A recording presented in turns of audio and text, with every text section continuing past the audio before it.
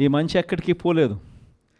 కానీ వాళ్ళు చేసిన మోసం, ప్రతి ఇంటికి వెళ్ళి ఓట్లు అడిగేటప్పుడు అక్కడ చిన్నపిల్లలు కనపడితే నీకు 15,000, నీకు 15,000, నీకు 15,000, నీకు 15,000, సంతోషమా? ఆ ఇంట్లో నుంచి ఆ పిల్లల తల్లి బయటకు వస్తే నీకు 18,000, సంతోషమా? ఆ ఇంట్లో నుంచి ఇంకొక అక్కచెల్లెమ్మ ఎవరైనా బయటకు వస్తే నీకు కూడా 18,000, సంతోషమా?